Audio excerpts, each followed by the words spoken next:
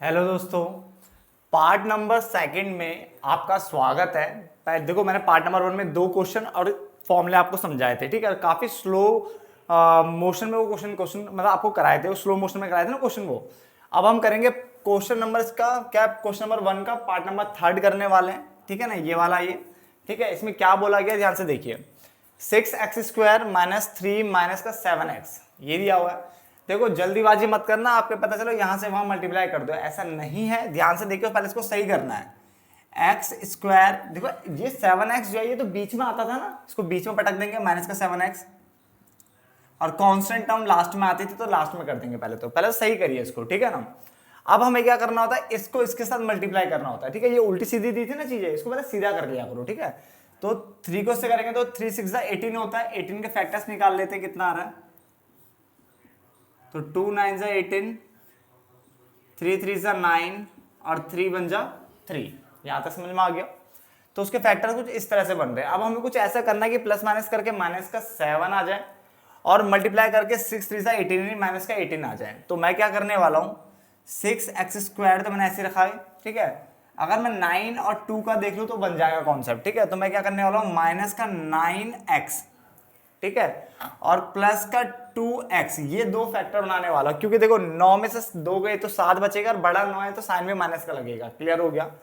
Minus का 3 ऐसे रख लेता हूं कि 9 2 से क्या होता है 18 होता है, तो ये 18 भी बन जाएगा, वो माइनस का, क्योंकि प्लस माइनस क्या होता है माइनस। तो मेरे बन रहे फैक्टर 9 और 2। यहां तक समझ में आ गया, ठीक है। आगे बढ़ते हो। अब यहां से क्या कॉमन आ रहा है, ध्यान से देखिए। एक तो x कॉमन आ रहा है, और दूसरा ध्यान से देखोगे तो ये किसके टेबल में आते हैं, दोनों के दोनों 3 के टेबल में आते हैं। तो ये बचेगा 3 2 जा 6, अरे एक x बाहर आ गया तो एक x रहेगा, ठीक है। और 3 3 जा 9 होता है, x तो बाहर ऑलरेडी आ ही चुका है, तो ये बचेगा यहाँ पे। सेम यहाँ पे भी यही चाहिए, तो देखो ऑलरेडी बना हुआ है, ये साइन भी सही है इनके, तो फिर +1 बाहर ले लेता हूँ। अगर ये माइनस का साइन में पंगा होता तो माइनस का ले लेता बाहर।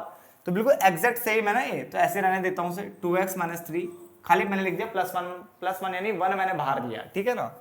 अब इसके फैक्टर बन गए 2x - 3, एक तो ये बन गया, ठीक है, जो बन रहा है कॉमन, और एक बनेगा 3x + 1, 3x + 1। यहां तक समझ में आ गया।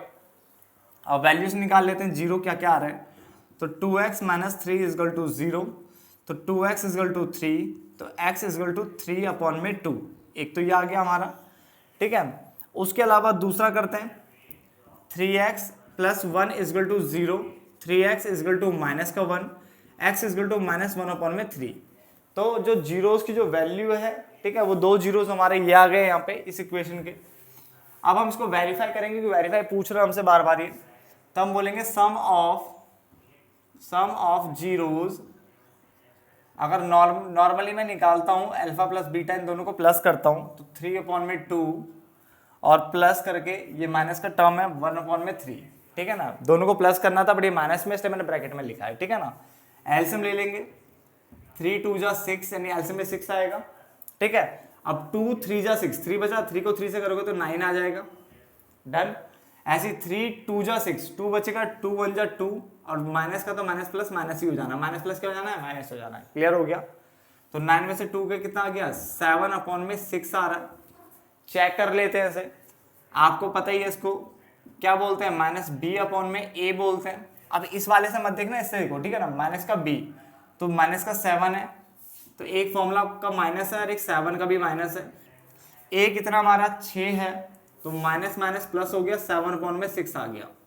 समझ में आ गया। ऐसे ही हम अगर ध्यान से देखें तो प्रोडक्ट की बात भी कर लेते हैं, प्रोडक्ट ऑफ जीरोस,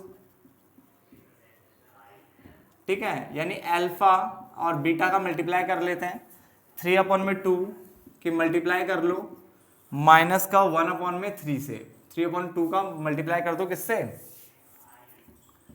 माइनस का 1/3 से। तो करो जरा, 3 1 जा 3, माइनस का रह गया, और 3 2 जा 6 हो गया। काट लो, 3 1 जा 3, 3 2 जा 6। चाहे तो आप यहाँ पे भी काट सकते थे, 3 से 3 काट सकते हो, माइनस का 1/2 बच जाएगा, ठीक है। तो वो आपके ऊपर है, जैसा आपको सही लगे, ठीक है ना। वैसे काटने में फायदा है, काट लेना इसको सीधे, ठीक है ना। अब हम इसको क्या करेंगे, अल्फा बीटा करेंगे, तो वो होता है c/a।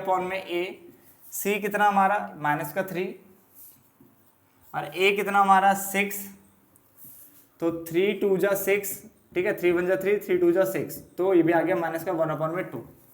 समझ में आ गया? नोट डाउन करते रहिए बच्चे। अब इस क्वेश्चन को ध्यान से देखिए, ठीक है। ये कह रहा है 4u² प्लस 8u, इतना ही दिया है। इसका मतलब यहाँ पे कांस्टेंट जो टर्म होती है वो नहीं है, तो वो 0 होगी आपकी, ठीक है ना। तो कैसे करेंगे, ध्यान से देखिए। सबसे पहले देखो हम क्या करेंगे, सिंपल सा कॉन्सेप्ट, कोई सॉल्व करने की बड़ी बात है नहीं इसको। हम यहाँ से देखो क्या कॉमन आ रहा है, 4u कॉमन आ रहा है, ठीक है। तो 4u कॉमन ले लिया, तो क्या बचेगा यहाँ पे, सिर्फ u बचेगा, और प्लस में 4 2 जा 8, तो 2 बचेगा। तो इसकी तरह से अगर देखा जाए तो दो फैक्टर आ रहे हैं, 4u इजगल टू 0, तो u इजगल टू क्या आएगा, ये डिवाइड में जाएगा 0/4, तो u की वैल्यू क्या आ जाएगी 0। एक तो ये आएगा, इसका जो जीरोस आएंगे वो इक्वेशन का, एक तो ये आएगा, दूसरा u प्लस 2 इजगल टू 0, तो u की वैल्यू क्या आ जाएगी -2 आ जाएगा। यहां तक समझ में आ गया? अब हमें क्या करना है, वही अप्लाई करके देखते हैं। सम ऑफ जीरोस कर लेते हैं, अल्फा प्लस बीटा, जोड़ लो दोनों को, कितना आ रहा है, तो 0 प्लस -2, यानी 0 -2 इजगल टू -2, ठीक है ना। वैसे देख लो इक्वल टू करके, और ठीक है ना, यानी आप इसके इक्वल टू में लेके जा सकते हो। मैंने बताया था इस वाली लाइन को, क्या होता है, -b में a होता है, माइनस का b कितना हमारा, ये रहा 8 है, ठीक है ना, और a कितना हमारा 4 है, ठीक है ना। इस बार a की माइनस क्यों लगा, क्योंकि यहाँ पे माइनस तो है नहीं, सिर्फ फॉर्मूले का माइनस लगेगा, तो 4 2 जा 8 -2 आ गया। क्लियर हो गया यहाँ तक, ठीक है। उसके बाद हम क्या करेंगे, प्रोडक्ट ऑफ जीरोस निकालेंगे, अल्फा बीटा की मल्टीप्लाई कर लेते हैं, कितना आएगा 0 और -2 की मल्टीप्लाई कर लो, कितना आएगा 0 ही आएगा। वैसे देखें तो c/, में a होता है, c आपका कितना हमारा, c इस क्वेश्चन में था ही नहीं, 0 है, ठीक है ना, और a कितना हमारा 4 है, तो कितना आ जाएगा 0। तो कांस्टेंट टर्म अगर आपको ना दी हो तो हमेशा उसको 0 मानते हैं, कांस्टेंट वाले को। बात समझ आ गया ना। अब बाकी x या u इनके आगे कुछ ना दिखाओ तो 1 मानते हैं। क्लियर हो गया? फटाफट से नोट डाउन कर लो उसे भी। अब इसका 5th पार्ट देखिए, ठीक है, क्या लिखा हुआ है, t² - 15 दिया हुआ है, ठीक है। अब इसमें देखो a टर्म है, b टर्म नहीं है, c टर्म है, ठीक है। और एक और चीज ना, जो स्क्वायर वाली टर्म होती है ना, जो a टर्म होती है ना, ठीक है, जो कोएफिशिएंट ऑफ x² जो होता है, याद रखना वो कभी भी 0 नहीं होता, वो कभी भी 0 नहीं होगा। इस इक्वेशन के अकॉर्डिंग a कभी भी 0 नहीं होगा, ये आपको MCQ में पूछ सकता है। b एक टाइम को 0 दिख जाता है, c दिख जाता है, ठीक है। इस वाले क्वेश्चन में अगर ध्यान से देखो तो b है ही नहीं, ठीक है। इससे पहले वाले इक्वेशन में c नहीं था, बट a हमेशा मिलेगा, तो a कभी भी 0 नहीं होगा। क्लियर है? बढ़ाए आगे इस क्वेश्चन को। अब करना क्या है, इसमें t² और -15 दिया है, तो लॉजिक लगाते हैं कैसे हो पाएगा ये क्वेश्चन। तो हम क्या करेंगे, इसको देखो t² ऐसे ही लिखेंगे इसको, तो इसको मैं इस तरह से कर देता हूं इसे, t का स्क्वायर। समझ में आ गया? अब ये माइनस है, ठीक है। 15 को मैं अगर मैं √15 लिख दूं और उसका स्क्वायर कर दूं तो क्या दिक्कत है, √15 का स्क्वायर 15 ही होता है, क्योंकि रूट में 15 फिर दोबारा रूट में 15, 2 बार 15 माना जाएगा ये। और जब रूट में 2 बार आती तो उनमें से एक बाहर आता कॉमन है, आपको पता है ना। तो यहाँ पे आएगा, इसमें √15 का स्क्वायर लिख दूंगा, ठीक है ना। जब कुछ नहीं हो पाएगा तो इस तरह से करेंगे। तो अब इसको क्या लिखता है, आपको याद होगा एक आइडेंटिटी आपने पढ़ी हुई थी कि a² में, आपको याद दिला देता हूँ, a² - b² is equal to a + b और a - b, ये आपने पढ़ा हुआ है पहले भी, ठीक है ना, 9th क्लास में। सेम वही लगाएंगे, तो ये a² - b² बन रहा है, तो हम इसको क्या लिख सकते हैं, a + b, यानी t प्लस √15, और एक बार लिखेंगे हम इसको t - √15। बात समझ आ गया? अब यहाँ पे 2 निकल ही चुके हैं, अब इनके वैल्यू निकाल लेते हैं। तो t प्लस √15 इजगल टू 0, तो t इजगल टू क्या हो गया, माइनस का √15 हो गया। यहां तक समझ में आ गया? ऐसे इसको करेंगे तो t - √15 इक्वल टू 0, तो t की वैल्यू क्या है हमारी, √15 हो जाएगी। क्लियर है? आप चाहे तो उसको ऐसे भी लिख सकते हो, √15 उसके बाहर प्लस और माइनस, क्योंकि रूट के जो आगे की, जो रूट के आगे आप प्लस और माइनस दोनों होते हैं, तो इस तरह से आप लिख सकते हो, प्लस भी और माइनस भी। तो उसको पढ़ते हैं प्लस का √15 और माइनस का √15, ठीक है ना। ऐसे मैंने यहाँ पे निकाल के दिखा दिया, √15 के आगे जो मैंने सॉल्व करके देखा, तो एक बार माइनस आ रहा है, एक बार क्या आ रहा है, प्लस आ रहा है। अब इसको पुट करके देखें तो अल्फा प्लस बीटा दोनों को जोड़ के देख लेते हैं। तो माइनस का √15 और प्लस का क्या है हमारा √15, ये आ जाएगा आपका 0। इस वाले को लगा के देखते हैं, -b/a, तो b तो है ही नहीं क्वेश्चन में, तो 0/a, कुछ नहीं होता तो क्या मानते हैं, 1 मानते हैं इनमें, ठीक है, तो 0। समझ में आ गया, ठीक है। तो मैंने बोला हुआ कांस्टेंट टर्म में कुछ ना दिया हो तो 0, सीधे 0 मानते हैं, बट अगर बाकी टर्म में कुछ ना दिया हो तो 1 मान लेते हैं, ठीक है। आगे ऐसी प्रोडक्ट ऑफ जीरोस की बात कर लेते हैं, दोनों को मल्टीप्लाई करो, माइनस का √15 इंटू में √15। अब दो चीजें रूट में आती है तो कट के क्या है, सिंगल चीज निकलती बाहर, 15 ही बचेगा, और ये माइनस का माइनस रहेगा। समझ में आ गया। ऐसी c/a करेंगे तो c कितना हमारा माइनस का 15 है, 15 के आगे माइनस भी अगर आप ध्यान से देखो तो, और a में हमारे पास कुछ नहीं है, 1 है, तो क्या आ गया, माइनस का 15 आ गया। समझ में आ गया। नोट डाउन करिए इसको भी फटाफट से, अब ध्यान से देखिए यहाँ पे, ठीक है ना। अगला है 6 पार्ट, जो है हमारा 3x² माइनस का x और 4। पहले तो देखो बिल्कुल सही है, पहले x² वाली टर्म, फिर x वाली, फिर कांस्टेंट टर्म, ठीक है, ABC की फॉर्म में है हमारा।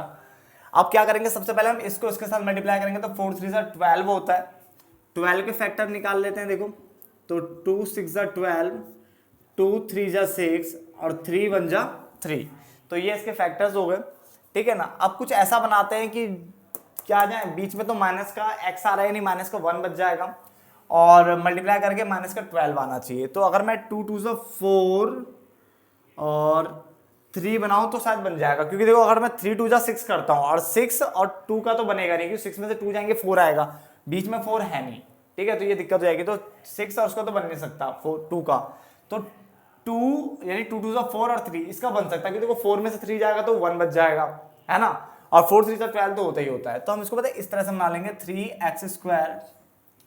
अब मुझे ये माइनस का चाहिए, इसका मतलब बड़ा वाला टर्म, यानी 4 को मैं x में माइनस में रखूंगा।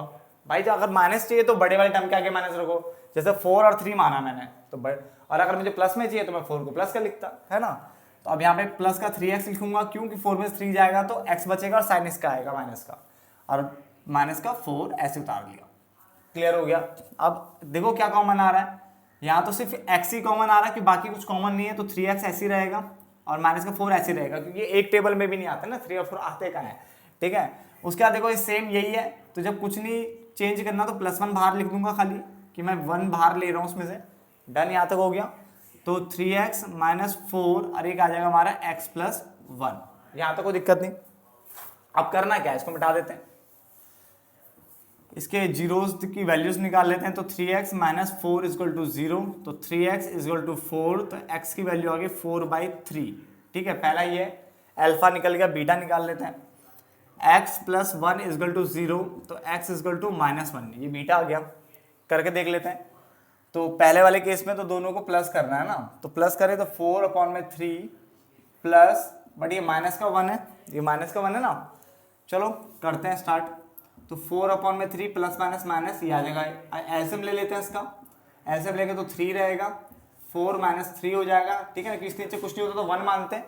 एलसीएम लोगे 4 - 3 हो जाएगा, और 4 में से ये 3 गया 1/3, ठीक है।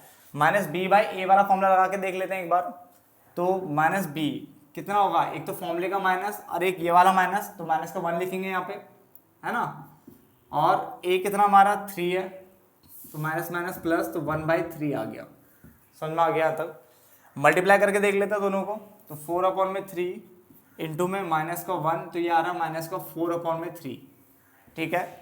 ऐसे देख लेते हैं c/a, तो c कितना है -4 और a कितना है 3, तो माइनस का 4/3, तो ये आपस में इक्वल है सारे, ठीक है। तो मैंने बोला है बार बार कि आप ये वाला पोर्शन जो है यहाँ से लेके यहाँ तक का पोर्शन इसके आगे इक्वल टू करके लिख सकते हो, एक ही बात होती है, ठीक है ना। साथ समझ में आ गया। तो चलो इस पार्ट को यहीं पे रोक लेते हैं। अब हमारे पास एक क्वेश्चन रह गया बस, ठीक है, फिर ये चैप्टर भी फिनिश हो जाएगा। डन, फटाफट से नोट डाउन कर लो आप।